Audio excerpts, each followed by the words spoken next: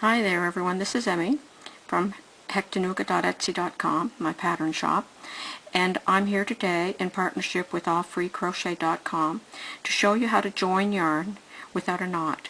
And this is a section that I have joined, and I'm showing it in two different colors so that it's easier for you to see, and it's a very strong connection, and it's a great way to start another piece of yarn if you run out of yarn in the middle of a row and you're knitting or crocheting. So I'm going to show you how to do that right now, and it's very, very easy. So let's get to it. First thing we're going to do is thread one end of our yarn into a yarn needle, like that. Keep the needle fairly close to the yarn end, okay? And what we're going to do is we're going to take a few stitches, take a few stitches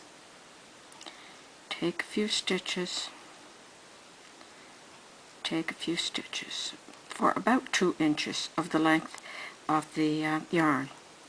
And then we're going to pull that through, holding on to the loop. We don't want to lose our loop, okay?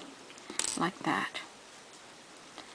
So we've got a loop here, which we'll be able to tighten up after we get the other section on. I'm going to demonstrate with two different colors of yarn because it will be easier for you to see.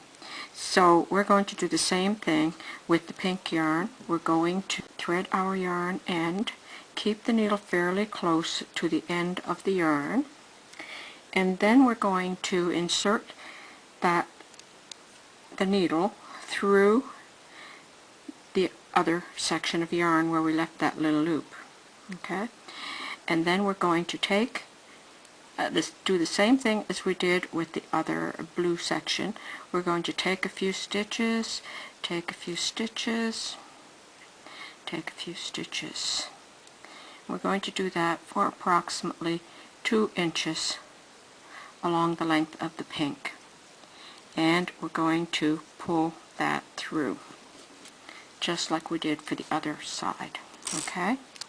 So then we're going to stretch that out, and we can pull the loop up so that it brings the loop tight. I'll show you with the blue, you'll be able to see that a little bit better. Let me find my yarn end here. Okay. When I pull on this section, the end, I can tighten up that loop so that that's no longer open, and you have a totally closed in section of yarn.